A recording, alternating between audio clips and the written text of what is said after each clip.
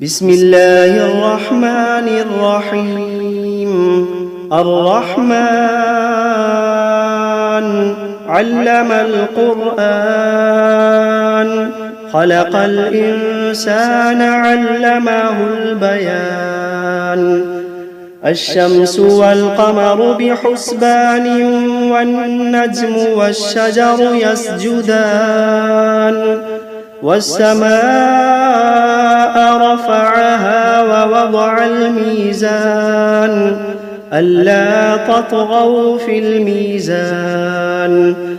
وأقيموا الوزن بالقسط ولا تخسروا الميزان.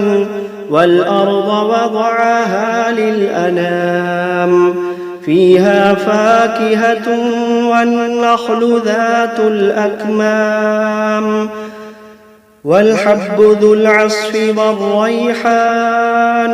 فبأي آلاء ربكما تكذبان؟ خلق الإنسان من صلصال كالفخار، وخلق الجان من مارج من نار. فبأي آلاء ربكما تكذبان؟ رب المشرقين ورب المغربين. فبأي آلاء ربكما تكذبان؟ مرج البحرين يلتقيان، بينهما برزخ لا يبغيان. فبأي آلاء ربكما تكذبان؟ يخرج منهما اللؤلؤ والمرجان. فبأي آلاء ربكما تكذبان؟ وله الجوار المنشآت في البحر كالأعلام. فبأي آلاء ربكما تكذبان؟ كل من عليها فان، ويبقى وجه ربك ذو الجلال والإكرام. فبأي آلاء ربكما تكذبان؟ يسأله من في السماوات والأرض كل يوم هو في شأن. فبأي آلاء ربكما تكذبان؟ سنفرغ لكم أيها الثقلان. فبأي آلاء ربكما تكذبان؟ يا معشر الجن والإنس إن استطعتم أن تنفذوا من أقطار السماوات والأرض فانفذوا، لا تنفذون إلا بسلطان. فبأي آلاء ربكما تكذبان؟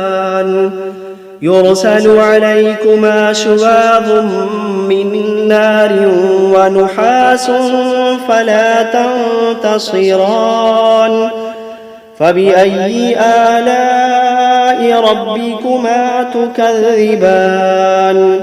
فإذا انشقت السماء فكانت وردة كالدهان. فبأي آلاء ربكما تكذبان؟ فيومئذ لا يسأل عن ذنبه إنس ولا جان.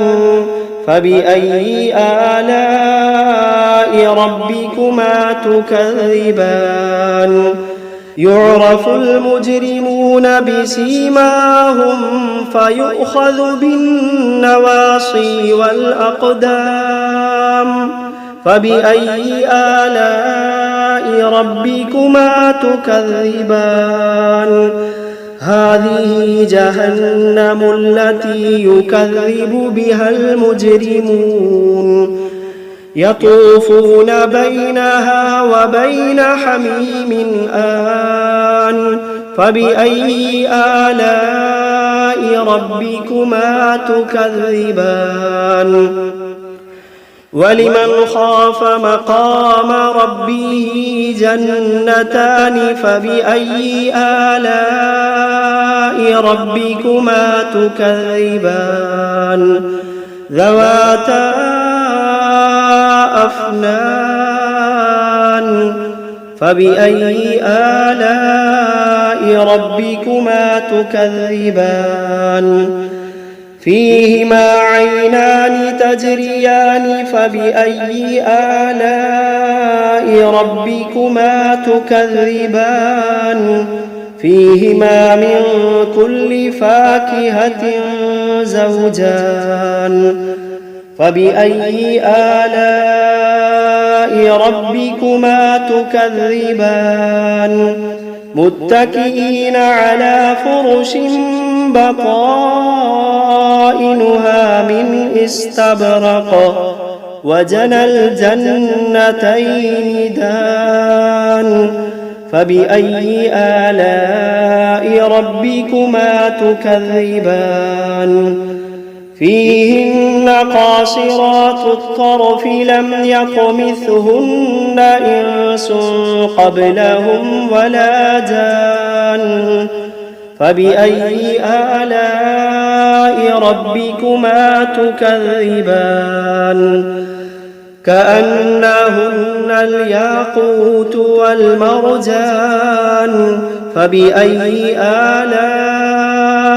ربكما تكذبان هل جزاء الإحسان إلا الإحسان فبأي آلاء ربكما تكذبان ومن دونهما جنتان فبأي آلاء ربكما تكذبان مدهامتان فبأي آلاء ربكما تكذبان فيهما عينان نضاختان فبأي آلاء ربكما تكذبان فيهما فاكهة ونخل ورمان فبأي آلاء ربكما تكذبان فيهن خيرات حسان فبأي آلاء ربكما تكذبان حور مقصورات في الخيام فبأي آلاء ربكما تكذبان لم يطمثهن إنس قبلهم ولا جان فبأي آلاء ربكما تكذبان متكئين على رفرف خضر وعبقري حسان فبأي آلاء ربكما تكذبان تبارك اسم ربك ذي الجلال والإكرام بسم الله الرحمن الرحيم تبارك الذي بيده الملك وهو على كل شيء قدير الذي خلق الموت والحياة ليبلوكم أيكم أحسن عملا وهو العزيز الغفور الذي خلق 7 سماوات طباقا ما ترى في خلق الرحمن من تفاوت فارجع البصر هل ترى من فطور ثم ارجع البصر كرتين ينقلب إليك البصر خاسئا وهو حسير ولقد زينا السماء الدنيا بمصابيح وجعلناها رجوما للشياطين وأعتدنا لهم عذاب السعير وللذين كفروا بربهم عذاب جهنم وبئس المصير إذا ألقوا فيها سمعوا لها شهيقا وهي تفور تكاد تميز من الغيظ كلما ألقي فيها فوج سألهم خزنتها ألم يأتكم نذير قالوا بلى قد جاءنا نذير فكذبنا وقلنا ما نزل الله من شيء إن أنتم إلا في ضلال كبير وقالوا لو كنا نسمع أو نعقل ما كنا في أصحاب السعير فاعترفوا بذنبهم فسحقا لأصحاب السعير إن الذين يخشون ربهم بالغيب لهم مغفرة وأجر كبير وأسروا قولكم أو اجهروا به إنه عليم بذات الصدور ألا يعلم من خلق وهو اللطيف الخبير ألا يعلم من خلق وهو اللطيف الخبير هو الذي جعل لكم الأرض ذلولا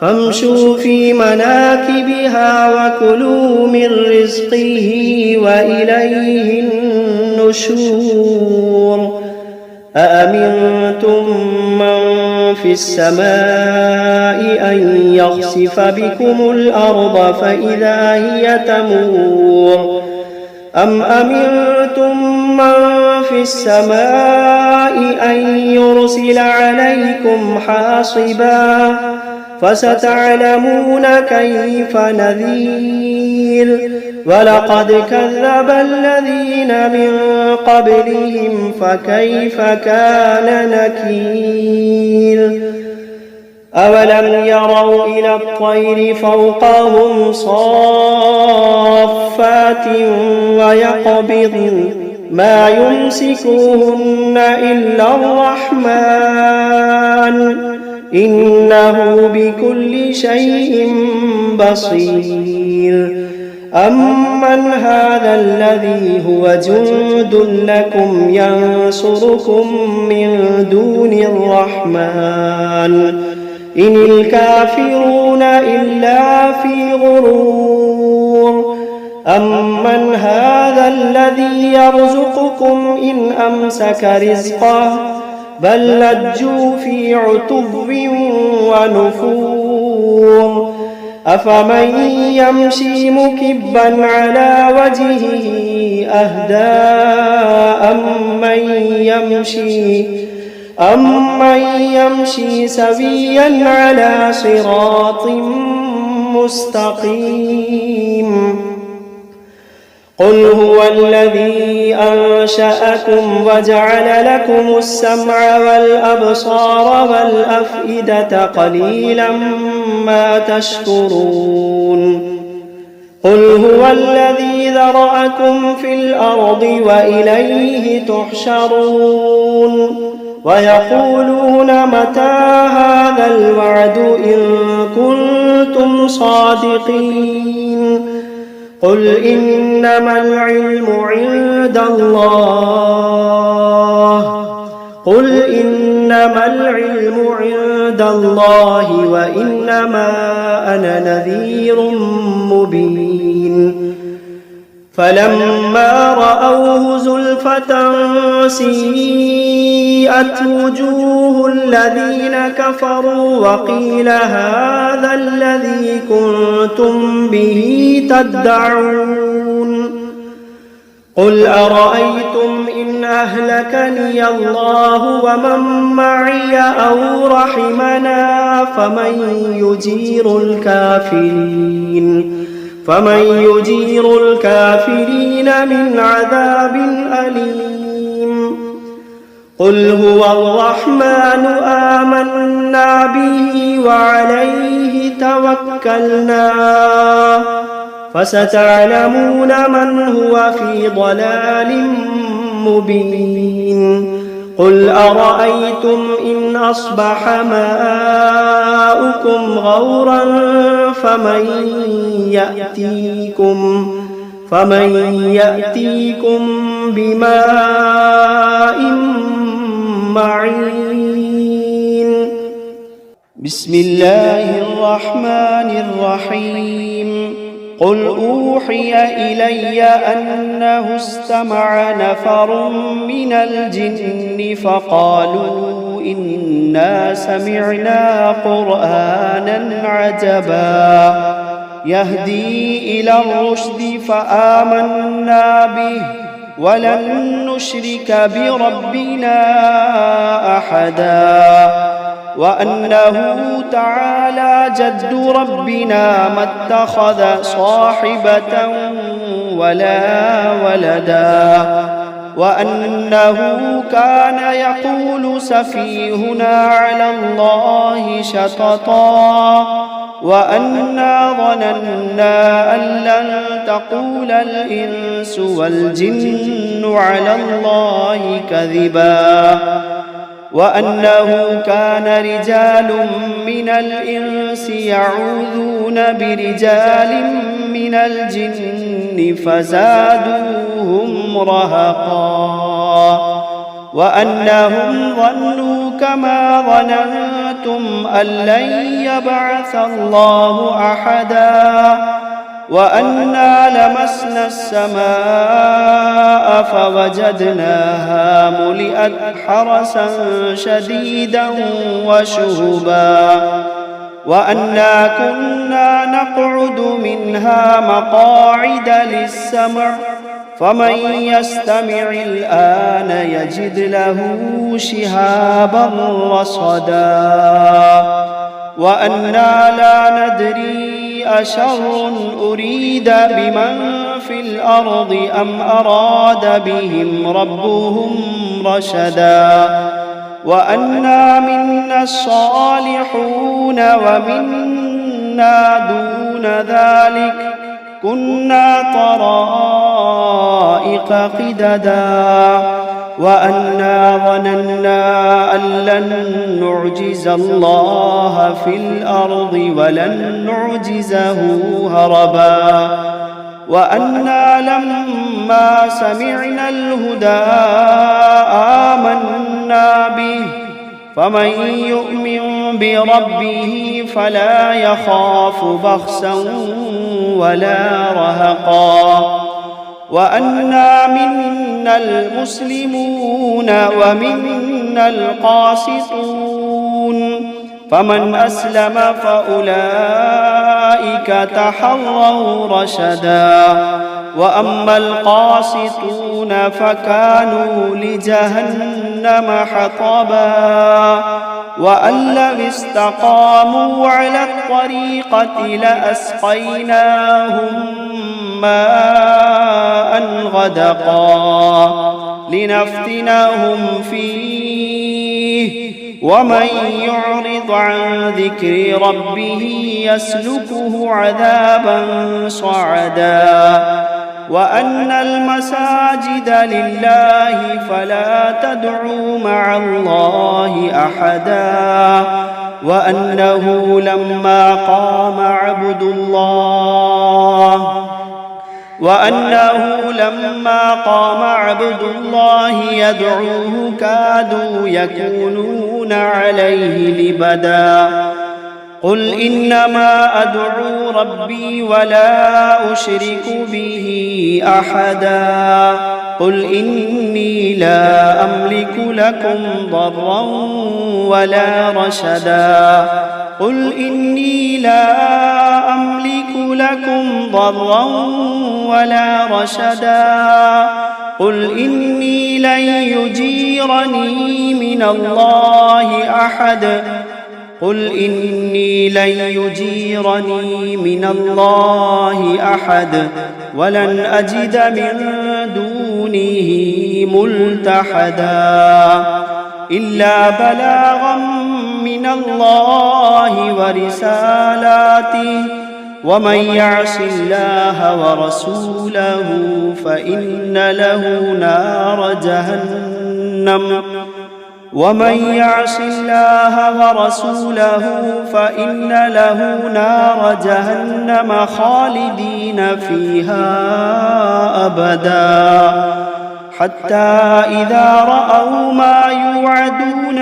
فسيعلمون من أضعف ناصرا وأقل عددا قل إن أدري أقريب ما توعدون أم يجعل له ربي أمدا عالم الغيب فلا يظهر على غيبه أحدا إلا من ارتضى من رسول فإنه يسلك من بين يديه ومن خلفه رصدا ليعلم أن قد أبلغوا رسالات ربهم وأحاط بما لديهم وأحصى كل شيء عددا.